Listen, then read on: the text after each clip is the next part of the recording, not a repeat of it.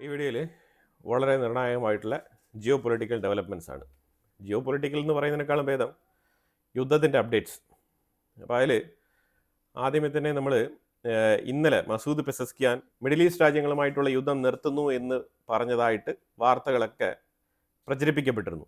പക്ഷേ ശരിക്കും പുള്ളിക്കാരൻ പറഞ്ഞത് എന്താണെന്നുള്ളത് നമ്മൾ ഇതിനു മുമ്പുള്ള വീഡിയോയിൽ വ്യക്തമായിട്ട് പറഞ്ഞിട്ടുണ്ട്. അമേരിക്കയും ഇസ്രായേലുമായിട്ടുള്ള ബന്ധം നിങ്ങൾക്കുണ്ടെങ്കിൽ ഞാൻ അറ്റാക്ക് ചെയ്യും, അതാണ് പുള്ളിക്കാരൻ പറഞ്ഞു വെച്ചത്. ഇതുവരെ എന്തെല്ലാം സംഭവിച്ചിട്ടുണ്ടോ അതിനെല്ലാം ഒരു അപ്പോളജിയും ചോദിച്ചിട്ടുണ്ട്. നിങ്ങൾ ക്ഷമിക്കണം, ഞങ്ങൾ അടിക്കും, ഇതാണ് പുള്ളിക്കാരൻ പറഞ്ഞു വെച്ചത്.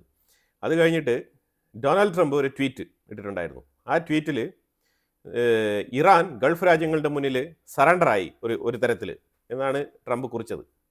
അപ്പം അതുകൊണ്ട് അമേരിക്കയെ തൊട്ട് കഴിഞ്ഞാൽ, അതായത് വളരെ വ്യക്തമായിട്ട് പറഞ്ഞത് അമേരിക്കയ്ക്ക് മേലിൽ നീ കൈവച്ച് നോക്ക്, അപ്പോൾ എന്ത് സംഭവിക്കുമെന്ന് അറിയാം. അല്ലാതെ ചുമ്മാ ഇത്തരത്തിലുള്ള അപ്പോളജിയും കാര്യങ്ങളൊന്നും വേണ്ട എന്ന മട്ടിലാണ് ട്രംപിൻ്റെ ആ ട്രൂത്ത് സോഷ്യൽ മീഡിയ പോസ്റ്റ് ഉണ്ടായിരുന്നത്. അപ്പോൾ അത് കഴിഞ്ഞാലും ശരി തന്നെ വീണ്ടും ഇറാൻ തകൃതിയായിട്ടുള്ള ആക്രമണങ്ങൾ നടത്തുന്നുണ്ട്. കുവൈറ്റിൽ ഒരു ഹൈ റൈസ് ബിൽഡിങ്ങിൻ്റെ മേളിൽ ആക്രമണം, അതുപോലെ തന്നെ ബഹ്റൈനിലും മനാമയിൽ ആക്രമണം, അങ്ങനെ തുടരെയുള്ള ആക്രമണങ്ങൾ ഇറാൻ ഉടനീളം നടത്തുന്നുണ്ട്. അതൊരു സൈഡിലിരിക്കട്ടെ, ഇതൊക്കെ ഡ്രോൺ അറ്റാക്കുകളാണ്. അതുപോലെ ഇസ്രായേലിൻ്റെ ഉള്ളിലാണെങ്കിൽ തുരുതര മിസൈലുകൾ ഇന്നലെ അയച്ചിട്ടുണ്ട്, 2-3 വട്ടം അയച്ചിട്ടുണ്ടായിരുന്നു. അപ്പോൾ അതിൽ ഏർലി മോർണിംഗ് അയച്ചതിൽ ഒരു മിസൈൽ ഹൈഫയിൽ പതിച്ചിട്ടുണ്ട്, ഹൈഫ റീജിയനിൽ. ഇമ്പാക്റ്റിനെ കുറിച്ച് വിശദ വിവരങ്ങളൊന്നും പുറത്തു വരുന്നില്ല, പക്ഷേ ഹൈഫയിൽ പതിച്ചിട്ടുണ്ട്. ബാക്കിയുള്ള മിസൈലുകളെല്ലാം തന്നെ ഇസ്രായേൽ ഇൻ്റർസെപ്റ്റ് ചെയ്തിട്ടുണ്ട്. അതേപോലെ ഇവർ മിസൈൽ അയക്കുന്ന സമയത്ത് ഇവർക്ക് ഉന്നം തെറ്റിപ്പോകുന്നു, അത് ഗാസയുടെ ഡയറക്ഷനിലേക്ക് പോകുന്നു എന്നുള്ള ഒരു വാദം ഇസ്രായേൽ മുന്നോട്ട് വെക്കുന്നുണ്ട്. അതിനെ തുടർന്ന് ഒരു ഇമേജും കൂടി, അതിനെ തുടർന്ന് ഒരു മാപ്പും കൂടി അവർ പബ്ലിഷ് ചെയ്തിട്ടുണ്ട്. ആ മിസൈലുകൾ എയിം ചെയ്ത് വന്ന ഡയറക്ഷൻ, അപ്പോൾ ഗാസയിലേക്ക് പോകേണ്ട മിസൈലെയും ഇവർ ഇൻ്റർസെപ്റ്റ് ചെയ്തു എന്നാണ് പറയുന്നത് ഇസ്രായേൽ. ഓക്കെ, അപ്പോൾ ഇങ്ങനത്തെ വിഷയങ്ങൾ ഒരു സൈഡിൽ നടക്കുന്നുണ്ട്. ഇനി ഇപ്പോൾ ഇതിൻ്റെ അടുത്ത സൈഡ്, ഇറാൻ്റെ ഉള്ളിലേക്ക് എന്തൊക്കെയാണ് സംഭവിച്ചിരിക്കുന്നത്? ഇറാൻ്റെ ഉള്ളിൽ മാരകമായിട്ടുള്ള ആക്രമണങ്ങൾ എന്ന് പറഞ്ഞാൽ ചിന്തയ്ക്കപ്പുറമാണ്. ആ രീതിയിലാണ് അറ്റാക്ക് നടക്കുന്നത്. ഇതിനകത്ത് ഇന്നലെ ഏറ്റവും കൂടുതൽ എണ്ണപ്പാടങ്ങൾ എന്ന് പറഞ്ഞാൽ ഓയിൽ റിഗല്ല, എണ്ണ ഭൂമിയിൽ നിന്നും കുഴിച്ചെടുക്കുന്ന ഓയിൽ റിഗുകളല്ല, ശരിക്കും ഓയിൽ ഡിപ്പോ എന്ന് വേണമെങ്കിൽ പറയാം. ഞാൻ ഈ മാപ്പിൽ കാണിക്കുന്നത്, ഇതിനകത്ത് ഇസ്രായേൽ തന്നെ വളരെ വ്യക്തമായിട്ട് ഈ മാപ്പ് പബ്ലിഷ് ചെയ്തിട്ടുണ്ട്. ഇത് ശരിക്കും നോർത്തേൺ തെഹ്റാൻ ഭാഗത്തുള്ള ഒരു ഓയിൽ ഡിപ്പോ ആണ്. ഈ ഓയിൽ ഡിപ്പോ ശരിക്കും IRGCയിലുള്ള വാഹനങ്ങൾക്ക്, IRGCയിൽ മിലിറ്ററി വാഹനങ്ങൾക്ക് അവരുടെ സപ്ലൈ അവരുടെ നീഡ് ഫുൾഫിൽ ചെയ്യാൻ വേണ്ടിയിട്ട് അവർക്ക് വേണ്ടിയിട്ട് കരുതി വെച്ചിരിക്കുന്ന എണ്ണശേഖരങ്ങളാണ്. അപ്പോൾ ഇതിനകത്ത് റൗണ്ടായിട്ട് കാണുന്നത്, ഈ റൗണ്ടായിട്ട് കാണുന്നതെല്ലാം തന്നെ വലിയ തോതിൽ എണ്ണ ശേഖരിച്ച് വെച്ചിരിക്കുന്ന ടാങ്കുകളാണ്, വലിയ ടാങ്കുകൾ. ഇവിടെയാണ് ബോംബിട്ടത്. ഇവിടെ ബോംബിട്ട ഉടനെ ആ പ്രഷറിൽ ഇമീഡിയറ്റ് ആയിട്ട് ഒരു പൊട്ടിത്തെറി ഉണ്ടാവുമല്ലോ. ആ പൊട്ടിത്തെറി ഉണ്ടാകുമ്പോഴത്തേക്കും അവിടെയുള്ള ഓയിൽ മൊത്തം സ്പില്ലോവറായി ഡ്രെയിനേജിൽ കൂടെ ഒഴുകാൻ തുടങ്ങി. തെഹ്റാനിൽ ഈ ഓയിൽ ഡെപ്പോ സ്ഥിതി ചെയ്യുന്ന പരിസരത്ത് അവിടെയുള്ള ഡ്രെയിനേജുകളിലെല്ലാം ഈ ഓയിൽ കയറിപ്പോകാൻ തുടങ്ങി. അങ്ങനെ ആ ഡ്രെയിനേജ് മൊത്തം കത്തിപ്പിടിക്കുന്ന വീഡിയോ ആണ് ഞാനിവിടെ വെച്ചിരിക്കുന്നത്. അങ്ങനെ തെഹ്റാനിൽ ഉടനീളമുള്ള ഡ്രെയിനേജുകളിൽ മൊത്തം തീ പടരുന്ന സാഹചര്യമാണ്. ഇപ്പം ഈ നോർത്തേൺ തെഹ്റാനിലുള്ള ആ ഓയിൽ ഡിപ്പോയിൽ നടത്തിയ ആക്രമണം ഇറാനിലെ തെഹ്റാനിലെ ഒരു വലിയ ഏരിയ തന്നെ തീക്കിരയായി എന്ന് വേണം നമുക്ക് പറയാൻ. അങ്ങനെ കത്തിപ്പിടിച്ച തീ ഇങ്ങനെ മണിക്കൂറുകളോളം നിന്ന് കത്തുകയാണ്. പുകയാണെന്നുണ്ടെങ്കിൽ മൊത്തത്തിൽ ആ ഏരിയയിൽ ലോ ഓക്സിജനാണ്, അത്തരത്തിലാണ് കറുത്ത പുക. ആ രീതിയിൽ സിറ്റി മൊത്തം കാണാനില്ല എന്നുള്ള അവസ്ഥയാണ്. അത്തരത്തിലുള്ള ആക്രമണമാണ് ഇന്നലെ രാത്രി തെഹ്റാനിൽ ഇസ്രായേൽ നടത്തിയത്. ഇതുപോലെ ഒന്നല്ല, സെവറൽ ഓയിൽ ഡിപ്പോ അടിച്ച് നശിപ്പിച്ചിട്ടുണ്ട്. ഫൂട്ടേജസ് കിട്ടുന്ന മുറയ്ക്ക് ഞാൻ ഓരോന്നായിട്ട് വെച്ചേക്കാം, നിങ്ങളത് ജസ്റ്റ് ഒബ്സർവ് ചെയ്താൽ മതി.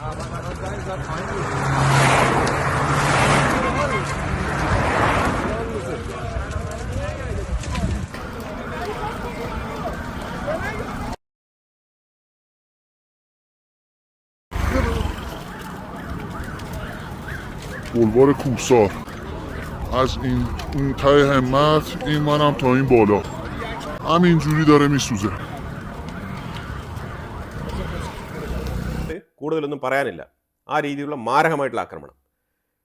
നമ്മൾ അതിനെ തുടർന്ന് ഇസ്ഫഹാനിലേക്ക് വന്നു കഴിഞ്ഞാൽ, ഇസ്ഫഹാനിൽ ന്യൂക്ലിയർ എൻറിച്ച്മെന്റ് ഫെസിലിറ്റി അറ്റാക്ക് നടത്തിയിട്ടുണ്ട്. ഈ സ്ഥലത്ത് അമേരിക്കയും കൂടി ചേർന്നിട്ടാണ് ആക്രമണം നടത്തിയത്. ഇസ്രായേലിന്റെ ഒരു ഡൗട്ട്, എൻറിച്ച്ഡ് യുറേനിയം ഒരു പക്ഷേ മണ്ണിന്റെ അകത്ത് കുഴിഞ്ഞു പോയിട്ടുണ്ടാവാം എന്നുള്ളൊരു നിഗമനം ഇവർ മുന്നോട്ട് വെക്കുന്നുണ്ട്. അതുപോലെ തന്നെ ഇസ്ഫഹാൻ ഇപ്പോഴും ആക്സസിബിൾ ആണ്, അത് പൂർണ്ണമായിട്ട് നശിച്ചിട്ടില്ല. ഇറ്റ് മീൻസ് അവിടെ ഇനിയും ആക്രമണം നടത്തും എന്നാണ് പറഞ്ഞു വെക്കുന്നത്. അതുപോലെ നറ്റാൻസ്, അതും വീണ്ടും വീണ്ടും ടാർഗറ്റ് ചെയ്യപ്പെടുന്നുണ്ട് ഈ സ്ഥലങ്ങൾ. അതുപോലെ ഇസ്ഫഹാനിൽ ഒരു F-14 ഫൈറ്റർ ജെറ്റ്, ഇറാൻ്റെ ഫൈറ്റർ ജെറ്റ് ഇസ്രായേൽ അടിച്ച് നശിപ്പിച്ച് കളഞ്ഞിട്ടുണ്ട്. അതേപോലെ സൗത്ത് ഈസ്റ്റ് തെഹ്റാനിൽ പക്താഷ് എന്ന് പറഞ്ഞൊരു സ്ഥലം, ആ സ്ഥലത്ത് IRGCയുടെ ട്രെയിനിങ് സെൻറ്റർ അടിച്ച് നശിപ്പിച്ച് കളഞ്ഞിട്ടുണ്ട്. ഇങ്ങനെ മാരകമായിട്ടുള്ള ആക്രമണങ്ങളാണ് ഇറാനിൽ ഉടനീളം ഇസ്രായേലും അമേരിക്കയും നടത്തിക്കൊണ്ടിരിക്കുന്നത്. ഒരുപാട് സ്ഥലങ്ങളിൽ ആക്രമണങ്ങൾ നടത്തിയിട്ടുണ്ട്. 200-ലധികം ലൊക്കേഷൻസ് ആണ് ടാർഗറ്റ് ചെയ്ത് അറ്റാക്ക് നടത്തിയത്. അപ്പോൾ 200-ലധികം സ്ഥലങ്ങളൊന്നും നമുക്കിവിടെ ലിസ്റ്റ് ചെയ്ത് പറയാൻ പറ്റത്തില്ല. അത്രത്തോളം മാരകമായിട്ടുള്ള ആക്രമണങ്ങൾ. അതിൽ ഏറ്റവും മേജറായിട്ട് നടത്തിയ വലിയ ആക്രമണങ്ങളാണ് ഞാനിവിടെ ചൂണ്ടിക്കാണിച്ചിരിക്കുന്നത്. ബാക്കിയെല്ലാം തന്നെ എല്ലാ മേജർ അറ്റാക്കുകൾ തന്നെയാണ്, പക്ഷേ ചെറിയ ചെറിയ സ്ഥാപനങ്ങൾ. അതിൽ മെയിനായിട്ടും IRGCയുടെ ആംഡ് ഫോഴ്സ് മിലിറ്ററി ടാർഗറ്റുകളാണ് ഏറ്റവും കൂടുതൽ കേന്ദ്രീകരിച്ചാണ് ഇസ്രായേൽ ആക്രമണം നടത്തിയിരിക്കുന്നത്. തെഹ്റാൻ സിറ്റിയിൽ വൻ ആക്രമണം, ആ മോണിമെൻറ്റ് നിൽക്കുന്ന സ്ഥലമില്ലേ, തെഹ്റാൻ എന്ന് പറയുമ്പോൾ തന്നെ ഈ ഓർമ്മയാണ് അവിടെ വരിക. ഇപ്പം ഈ സ്ഥലത്ത് ചുറ്റിപ്പറ്റി താറുമാറായിട്ടുള്ള ആക്രമണങ്ങൾ നടത്തിയിട്ടുണ്ട്. നമ്മളുടെ കർത്തവ്യപത്ത്, അതേപോലെ തന്നെ പാർലമെൻറ്റ് ബിൽഡിംഗ്, ഇതൊക്കെ ഇരിക്കുന്ന പോലെയുള്ള ഒരു സംവിധാനമുള്ള ഒരു ഏരിയയാണ് തെഹ്റാനിൽ ഈ ലൊക്കേഷൻ. വളരെ കീ ലൊക്കേഷൻ. ഇവിടെ തുടർച്ചയായിട്ട് ആക്രമണങ്ങൾ ഇസ്രായേൽ നടത്താനുള്ള കാരണം തന്നെ ഇവിടെയുള്ള ഗവൺമെൻറ് സംവിധാനങ്ങളെ തകർക്കുക എന്നുള്ളതാണ്. IRGCയുടെ മെയിൻ ആയിട്ടുള്ള സ്ഥാപനങ്ങളെല്ലാം തകർക്കുക എന്നുള്ളതാണ്. ഇസ്രായേലിൻ്റെ ഉള്ളിൽ നിന്ന് വരുന്ന സ്റ്റേറ്റ്മെൻറ്റ്, ഇപ്പോഴാണ് ഇസ്രായേൽ യഥാർത്ഥത്തിൽ October 7, 2023 റിറ്റാലിയേറ്റ് ചെയ്യുന്നത് പോലെയുള്ള റിയൽ ഫീൽ അവർക്ക് കിട്ടിയത് എന്നാണ് ഇസ്രായേലിൻ്റെ ഉള്ളിൽ നിന്ന് വരുന്ന വാർത്ത. October 7, 2023 ഇസ്രായേലിൻ്റെ ഉള്ളിലേക്ക് കടന്നു കയറി ഹമാസ് തീവ്രവാദികൾ നടത്തിയ ഭീകരാക്രമണം, ആ ആക്രമണത്തിന് കൊടുക്കുന്ന തിരിച്ചടിയായിട്ട് ഇപ്പോഴാണ് അവർക്ക് ഫീൽ ചെയ്യുന്നത്. കാരണം ആക്രമണം നടത്തിയവനെയല്ല, അതിന് കാരണമായിട്ട്, അതിന് പണം കൊടുത്ത് അതിനെ നടപ്പിലാക്കിയവനെ കൃത്യമായിട്ട് അറ്റാക്ക് നടത്തുന്ന ഒരു മൊമെന്റ്, അതാണിത് എന്നാണ് ഇസ്രായേൽ പറഞ്ഞിരിക്കുന്നത്. ഒരു കണക്കിന് അത് വളരെ ട്രൂത്ത്ഫുൾ ആയിട്ടുള്ള ഒരു സ്റ്റേറ്റ്മെന്റ് ആണ്. അപ്പോൾ October 7 ഓർമ്മയുള്ളവർക്ക് ഇപ്പോൾ ഇസ്രായേൽ എന്താണ് ചെയ്തുകൊണ്ടിരിക്കുന്നത് എന്നുള്ളത് കൃത്യമായിട്ട് ഒരു ഓർമ്മപ്പെടുത്തലായിട്ട് തന്നെ മാറും. അതിൽ യാതൊരു മാറ്റമില്ല. സദൻ ലെബനാനിൽ എൽ ഗർബിയ എന്ന് പറഞ്ഞ വില്ലേജിൽ ഇസ്രായേൽ ഇന്നലെ നടത്തിയ അറ്റാക്കിൽ 20 പേർ കൊല്ലപ്പെട്ടു എന്നാണ് വാർത്ത വരുന്നത്. അവർ ഇവാക്യുവേഷൻ ഓർഡർ അവർ അനുസരിച്ചില്ല, അതുകൊണ്ടാണ് ഈ അപകടം നടന്നത് എന്നാണ് ഇസ്രായേൽ പറയുന്നത്. മുൻകൂട്ടി ഇൻഫോം ചെയ്തിട്ടാണ് ആക്രമണം നടത്തിയത് എന്നാണ് ഇസ്രായേൽ അവകാശപ്പെടുന്നത്. പക്ഷേ ഇതാണ് ലെബനാന്റെ ഇപ്പോഴത്തെ. നോർവേയിൽ US കൗൺസിലേറ്റ്, US എംബസിയുടെ തൊട്ട് മുന്നിൽ ഒരു കാറ് പോകുന്നു, പൊട്ടിത്തെറിക്കുന്നു. ഇതിനകത്ത് അപകടങ്ങളൊന്നും റിപ്പോർട്ട് ചെയ്യപ്പെട്ടിട്ടില്ല ഇതുവരെ.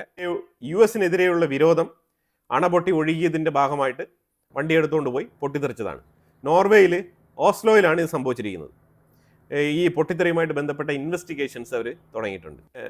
പാകിസ്ഥാനുമായിട്ട് ബന്ധപ്പെട്ട് ഈ ഇറാനിലൊരു റെജീം ചേഞ്ച് ഉണ്ടായിക്കഴിഞ്ഞാൽ ഏത് രീതിയിലായിരിക്കും പാകിസ്ഥാനെ അഫക്റ്റ് ചെയ്യുന്നത് എന്ന തരത്തിലൊരു വീഡിയോ നമ്മൾ ചെയ്ത് രാവിലെ അപ്ലോഡ് ചെയ്തിട്ടുണ്ട്.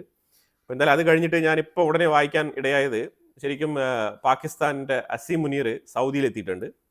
സൗദിയിലെത്തിയിട്ട് പറഞ്ഞിരിക്കുന്നത്, ഇറാൻ്റെ അടുത്ത് ഞങ്ങൾ സംസാരിച്ചിട്ടുണ്ട്, ഇറാൻ ഇനി മിഡിൽ ഈസ്റ്റിൽ സൗദി അറേബ്യയ്ക്ക് നേരെ മാത്രം ആക്രമണം നടത്തില്ല എന്നുള്ളത് അവർ ഉറപ്പ് നൽകിയിട്ടുണ്ട്. ഇനി സൗദി അറേബ്യയ്ക്ക് നേരെ ഒരു ആക്രമണം അവർ നടത്തുകയാണെന്നുണ്ടെങ്കിൽ ഞങ്ങൾ ഇറാനെതിരെ നിലപാടെടുക്കാം എന്ന് പറഞ്ഞിട്ടുണ്ട്. MBSനെ കണ്ട് അസീം മുനീർ ഈ സ്റ്റേറ്റ്മെൻറ്റ് ധരിപ്പിച്ചിട്ടുണ്ട്. പാകിസ്ഥാൻ്റെ നിലപാട് വ്യക്തമാക്കേണ്ട സാഹചര്യത്തിൽ അവർ എത്തി എന്നുള്ളതാണ് മനസ്സിലാക്കേണ്ടത്. കാരണം അവരിങ്ങനെ ഒരു പ്രഷർ അനുഭവിക്കുന്നു എന്നുള്ളത് പാകിസ്ഥാൻ്റെ ഉള്ളിലുള്ള വാർത്തകൾ കാണുമ്പോൾ തന്നെ നമുക്ക് മനസ്സിലായി. അത് വളരെ വ്യക്തമാണ്. അവർക്ക് വലിയ രീതിയിലുള്ള സമ്മർദ്ദമുണ്ട്. കാരണം അവർക്ക് ഏത് രാജ്യത്തിനോടൊപ്പം നിൽക്കണം എന്നുള്ളതിൽ വലിയ ആശയക്കുഴപ്പം. ജനങ്ങൾക്കാണെങ്കിൽ മതം, അതാണ് ജനങ്ങളുടെ മൊത്തത്തിലുള്ള അഭിപ്രായം. നമ്മുടെ മതം എവിടെയാണോ നമ്മൾ അവിടെ നിൽക്കണം എന്നുള്ളതാണ് പാകിസ്ഥാൻ്റെ പൊതുജനങ്ങളുടെ അഭിപ്രായം. അപ്പോൾ ഈ പാകിസ്ഥാനിലെ പൊതുജനങ്ങൾ എന്ന് പറഞ്ഞാൽ അവർ തീരെ അമേരിക്കയ്ക്കെതിരാണ് അവരുടെ നിലപാട്. പാകിസ്ഥാൻ്റെ മിലിറ്ററിക്കാണ് ശരിക്കും അമേരിക്കൻ താല്പര്യമുള്ളത്. പാകിസ്ഥാന്റെ പൊതുജനങ്ങൾ കംപ്ലീറ്റ് അവർ മതപരമായ നിലപാടുള്ള ആൾക്കാരാണ്. എന്നാലും തകൃതിയായിട്ടുള്ള ആക്രമണങ്ങൾ ഇറാൻ്റെ ഉള്ളിൽ നടന്നുകൊണ്ടിരിക്കുകയാണ്. ഇസ്രായേലിനെതിരെ ഇടയ്ക്കിടയ്ക്ക് ഇറാൻ മിസൈൽ വിടാൻ ശ്രമിക്കുന്നുണ്ട്. ഏതെങ്കിലും ഒരു ചെറിയ ഗ്യാപ്പ് കിട്ടിക്കഴിഞ്ഞാൽ അവർ മിസൈൽ ഡിപ്ലോയ് ചെയ്യാനാണ് ശ്രമിക്കുന്നത്. ഈ ഗ്യാപ്പ് തന്നെ പർപ്പസ്ഫുള്ളി അമേരിക്കയും ഇസ്രായേലും അവർക്ക് ഒരുക്കി കൊടുക്കുന്നതാണോ എന്നൊരു ഡൗട്ടും കൂടിയുണ്ട്. കാരണം ഈ മിസൈലുകൾ പുറത്തെടുത്തുകൊണ്ട് വന്നിട്ട് അവർ എവിടെയൊക്കെ നിന്ന് ഇത് ഡിപ്ലോയ് ചെയ്യാൻ ശ്രമിക്കുന്നു എന്നുള്ള ലൊക്കേഷൻ കണ്ടെത്താനും ആ ഏരിയ കേന്ദ്രീകരിച്ച് ആക്രമണം നടത്താൻ വേണ്ടിയിട്ട് ചെറിയ ചെറിയ ഗ്യാപ്പ് ഉണ്ടാക്കി കൊടുക്കുന്നതായിട്ട് മനസ്സിലാക്കാൻ പറ്റുന്നുണ്ട്. ആ ഗ്യാപ്പിലാണ് ഇവർ ശരിക്കും ഒരു ചെറിയ റെസ്റ്റ് കിട്ടിക്കഴിഞ്ഞാൽ ഇവർ ബലിസ്റ്റിക് മിസൈൽ എടുത്തുകൊണ്ട് വന്ന് ഡിപ്ലോയ് ചെയ്യാൻ വേണ്ടിയിട്ട് ശ്രമിക്കുന്നത്. അപ്പോൾ ആ മേഖലകൾ കേന്ദ്രീകരിച്ച് അത് ട്രാക്ക് ചെയ്ത് ആ മേഖല കേന്ദ്രീകരിച്ചുള്ള ആക്രമണങ്ങളാണ്, ബങ്കർ ബസ്റ്റർ അതേപോലെ എർത്ത് പെനിട്രേറ്റിംഗ് ബോംബൊക്കെ ഉപയോഗിച്ചുകൊണ്ടുള്ള ആക്രമണങ്ങളാണ് ഇപ്പം നടത്തിക്കൊണ്ടിരിക്കുന്നത്.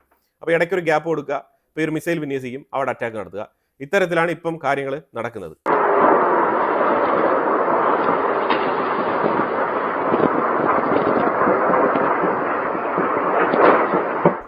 ഈ വീഡിയോ അല്ല, ഡയറക്റ്റായിട്ട് ഷൂട്ട് ചെയ്ത വീഡിയോ ആണ്. IDF ആണ് പുറത്തിറക്കിയിരിക്കുന്നത്. ഇസ്രായേലിൻ്റെ അയൺ ബീം എങ്ങനെയാണ് ലേസർ ടെക്നോളജി ഉപയോഗിച്ചുകൊണ്ട് മിസൈൽ ഇൻ്റർസെപ്ഷൻ നടത്തുന്നത് എന്നുള്ളൊരു വീഡിയോ ആണ് അവർ പുറത്തിറക്കിയിരിക്കുന്നത്. ഈ ഒരു അയൺ ബീം തന്നെ ആ ടെക്നോളജി അവർ മിസൈൽ ഇൻ്റർസെപ്ഷന് വേണ്ടിയിട്ടും ഉപയോഗിക്കുന്നുണ്ട് എന്നുള്ളതാണ് അവർ പറഞ്ഞു വെക്കുന്നത്.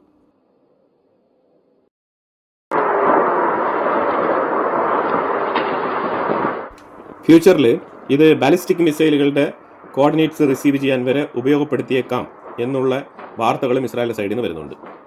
ഇന്നലെ വളരെ എഫക്റ്റീവായിട്ട് തന്നെ മിസൈലുകളെല്ലാം തന്നെ ഇൻ്റർസെപ്റ്റ് ചെയ്തിട്ടുണ്ട്. അതിൽ ഈ അയൺ ബീം കോർഡിനേറ്റ്സ് റിസീവ് ചെയ്തതിൽ നിർണായക പങ്ക് വഹിച്ചിട്ടുണ്ടെന്നുള്ള വാർത്തയാണ് വരുന്നത്. UN വെച്ചിട്ട് ഒരു മീറ്റിംഗ് നടക്കുന്നുണ്ട്. ആ മീറ്റിങ്ങിൽ പെഡ്രോ സാൻസ് എന്ന് പറയുന്നത് സ്പെയിനിൻ്റെ പ്രൈം മിനിസ്റ്ററാണ്. പെഡ്രോ സാൻസ് ശരിക്കും അമേരിക്കയ്ക്ക് അനുകൂലമായിട്ടുള്ള നിലപാടല്ല എടുത്തിരിക്കുന്നത്, അമേരിക്കയ്ക്കെതിരെയുള്ള നിലപാടാണ് എടുത്തിരിക്കുന്നത്. പക്ഷേ ഡൊണാൾഡ് ട്രംപ് എന്ന് പറയുന്ന അമേരിക്കൻ പ്രസിഡന്റ് മറ്റുള്ള പ്രസിഡന്റുകളിൽ നിന്നെല്ലാം വളരെ വ്യത്യസ്തനാണ്. അത് എല്ലാവർക്കും അറിയാവുന്ന കാര്യമാണ്. അത് പലപ്പോഴായിട്ട് ഡൊണാൾഡ് ട്രംപ് പൊതുവേദികളിൽ തെളിയിച്ചിട്ടുണ്ട്. അതുപോലെ തെളിയിക്കപ്പെട്ട ഒരു മൊമെൻ്റാണ് ഞാനിവിടെ വെച്ചിരിക്കുന്നത്. ഈ വീഡിയോ ക്ലിപ്പിൽ നിങ്ങൾക്ക് വളരെ വ്യക്തമായിട്ട് മനസ്സിലാക്കാൻ പറ്റും. പെഡ്രോ സാൻസ് UN മീറ്റിങ്ങിനിടയിൽ ട്രംപ് കടന്നു വരുന്നു. ഇപ്പോൾ കസേരയിൽ നിന്ന് എണ്ണീറ്റ് ട്രംപിനെ എടുത്ത് ഷേക്ക് ഹാൻഡ് കൊടുക്കാൻ പോകുമ്പോഴത്തേക്കും ട്രംപ് ആട്ടി ഓടിക്കുന്ന രംഗമാണ് ഇവിടെ കാണാൻ കഴിയുന്നത്. Just go to your seat എന്നാണ് പറഞ്ഞത്. നീ എന്തിനാണ് ഇങ്ങോട്ട് തള്ളിക്കൊണ്ട് വരുന്നത്? അവിടെ പോയി നിനക്ക് ഇറാനും അതേപോലെ പ്രോക്സികളും അതുപോലെ റെഫ്യൂജികളെയും സപ്പോർട്ട് ചെയ്ത് നിൽക്കുന്ന ആളല്ലേ നീ? ഹ്യൂമാനിറ്റി എന്നുള്ള പേരിൽ കംപ്ലീറ്റ് തീവ്രവാദികളെയും സപ്പോർട്ട് ചെയ്യുന്ന നിലപാടാണ് സ്പെയിനിന്. അതിലുപരിയായിട്ട് UK ഡീഗോ ഗാർസിയ ഉപയോഗിക്കരുത് എന്ന് പറഞ്ഞ ഉടനെ സ്പെയിനിലെ എയർബേസ് അമേരിക്ക ഉപയോഗിക്കുമെന്ന് പ്രഖ്യാപിച്ചിരുന്നതാണ്. സ്പെയിൻ നാറ്റോയിലെ അംഗമാണ്. അപ്പോൾ ആ കൺസിഡറേഷൻ വെച്ചുകൊണ്ട് അമേരിക്കയ്ക്ക് പെർമിഷൻ്റെ ആവശ്യമൊന്നുമില്ല, സ്പെയിൻ്റെ ബേസ് ഉപയോഗിക്കാം. പക്ഷേ അവസാന നിമിഷത്തിൽ പെഡ്രോ സാൻസ് സ്പെയിനിൻ്റെ എയർബേസ് ഉപയോഗിക്കരുത്, പ്രത്യേകിച്ചും കോമ്പാറ്റിന് വേണ്ടിയിട്ട് ഉപയോഗിക്കരുത് എന്ന് വ്യക്തമായി അങ്ങ് പറഞ്ഞു കളഞ്ഞു. ആ ദേഷ്യമാണ് ട്രംപ് ഇപ്പോൾ ഇവിടെ കാണിച്ചത്. അപ്പോൾ എന്തായാലും അന്താരാഷ്ട്ര തലത്തിൽ ഇത് വലിയൊരു നാണക്കേടായിട്ട്, ഒരു മാനക്കേടായിട്ട് മാറിയിട്ടുണ്ട് പെഡ്രോ സാൻസിന്. അപ്പോൾ എന്തായാലും കൂടുതൽ വിഷയങ്ങളുമായിട്ട് അടുത്ത വീഡിയോയിൽ വരാം. നിങ്ങളുടെ അഭിപ്രായങ്ങൾ കമൻറ്റ് ബോക്സിൽ രേഖപ്പെടുത്തുക. Thank you so much.